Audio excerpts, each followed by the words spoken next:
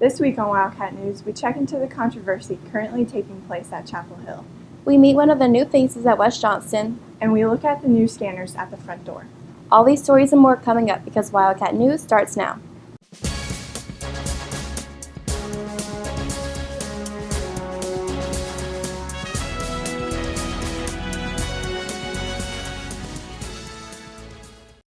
Good morning, West Johnston, and welcome back to another season of Wildcat News. I'm Miranda Bean. And I'm Caroline Carlson.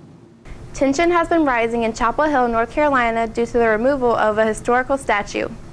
For 105 years, a statue of a Confederate soldier given the name Silent Sam stood on UNC's campus. On August 20th, a group of protesters tore him down. To the protesters, Silent Sam was seen as racist and was a symbol of white supremacy. Senior Alexis Jones didn't see the statue this way.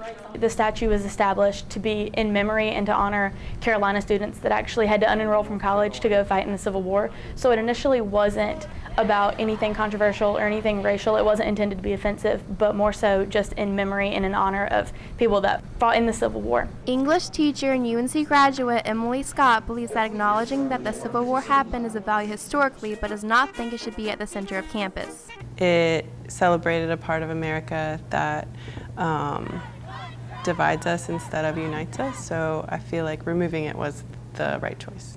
Though Scott agrees with the statue's absence, she thinks that the way it was taken down was uncalled for. It was, not their property, and it wasn't an acceptable way to take down a statue, and there was no approval beforehand. But I do think that their hearts were in the right place, and that it was their ideas behind it were the right ones. Jones thinks the protesters could have taken a different approach. For students that share the same ideas as the protesters and the same frustrations, I think it gives them the idea that destructive behavior and vandalism is a way to correct these problems and to combat things that they don't agree with, and that's not a good role to be playing, and it's not a good idea to go ahead and establish for students. And then the students that weren't involved with it, I honestly think it makes some of them uncomfortable to have protests and riots and marches and things like that happening on their campus, especially since freshmen just moved in last week. That probably makes new freshmen nervous and anxious about attending school there, and I don't think that portrays the university good for future students. Jones believes that the backlash from the statue being torn down is creating a bad reputation for the university that it doesn't deserve. The statue wasn't even affiliated with Carolina. It was put up by the United Daughters of the Confederacy in 1913. So it wasn't, Carolina didn't actually establish the statue, and it really isn't directly affiliated with the university, as well as the protesters that tore it down weren't UNC students.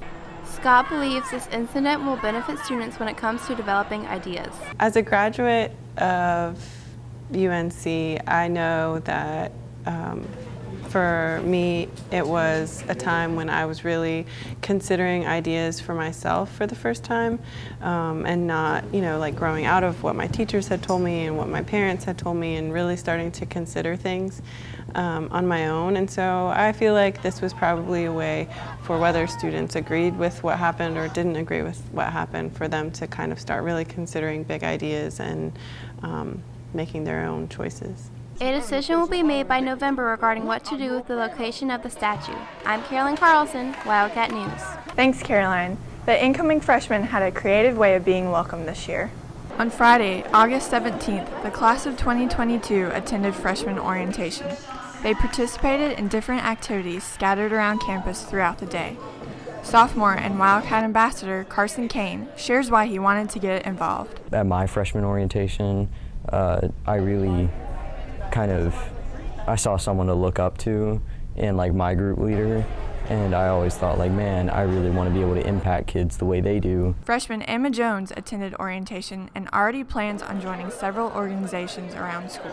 When you're a freshman, it kind of sets the tone for your high school year, so if you get involved and get in more clubs and you do well in your freshman year, you're more likely to get in better classes in your sophomore year, stuff like that, and it would make you look better on college applications. Kane feels being a Wildcat ambassador benefited him in many ways. I got to see what it was like being an example for kids, being up and out there. And I keep saying kids, but they're really not that much younger than me. But I wanted to start early, and I wanted to be a positive image for them. And out of it, I got to understand what it is to be a good leader, to not be a control freak, but know what you're doing and help them out any way you can.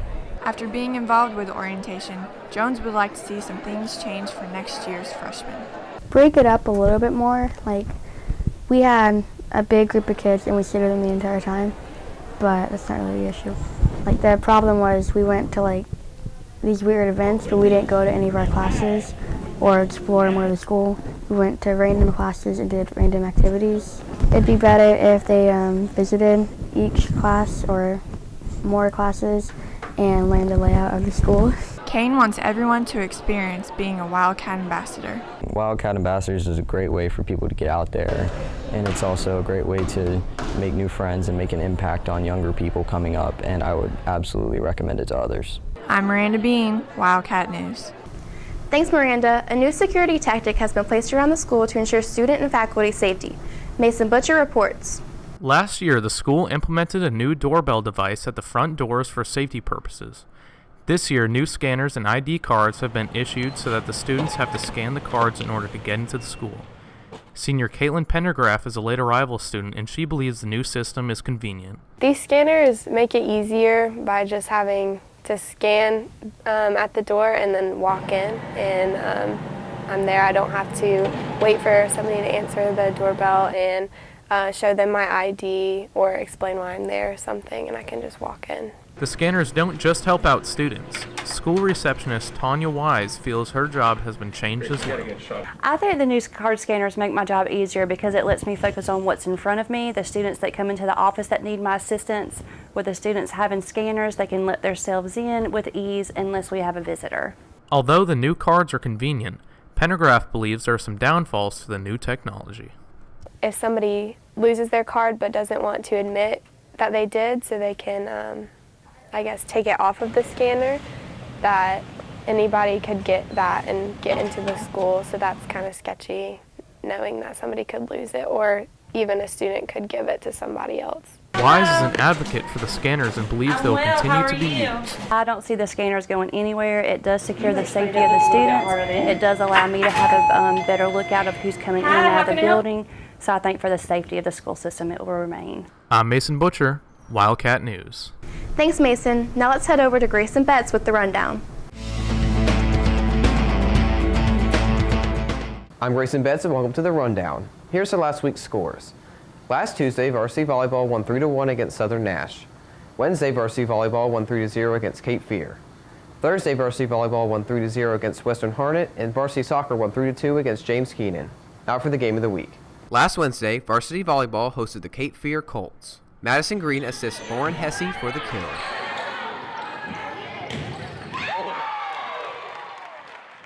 Megan Boss and Shelby Lackey get blocks against the Colts.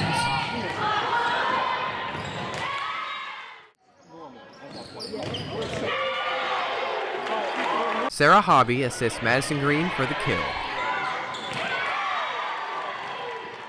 The Wildcats won 3-0. Tonight, tennis and soccer are away. Tomorrow, golf and volleyball are away and soccer is home. Friday, football is away. Monday, women's tennis and volleyball are home and soccer is away. Tuesday, golf is away and volleyball is home. Come out and support your fall athletes. I'm Grayson Betts, and that's your week's rundown. Thanks, Grayson. New faces have been circling the school this year, including a new guidance counselor. Students with last names beginning with A through D have a new advocate this year.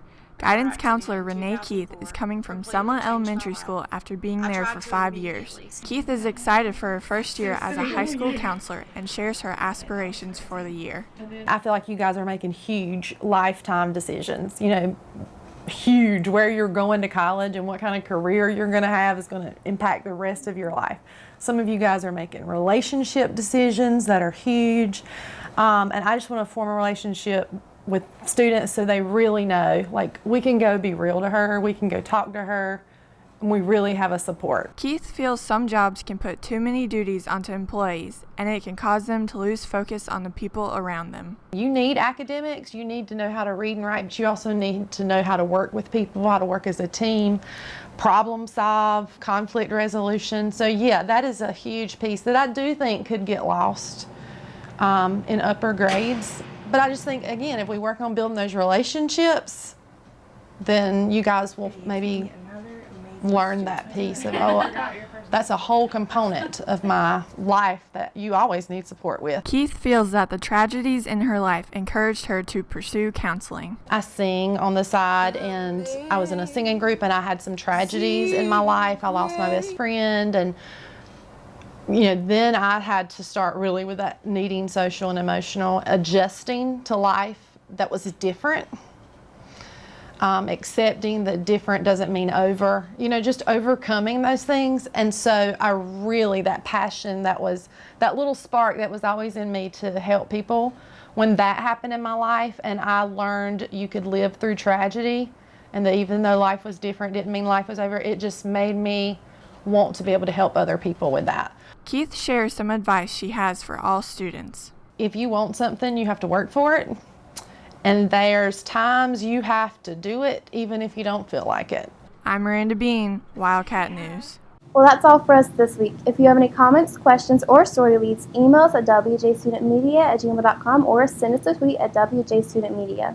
And if you want to watch Wildcat News at home, on the go, or catch up on past episodes, go to wjstudentmedia.com or subscribe to our YouTube channel. I'm Miranda Bean. And I'm Carolyn Carlson. Thanks for watching and have a great week.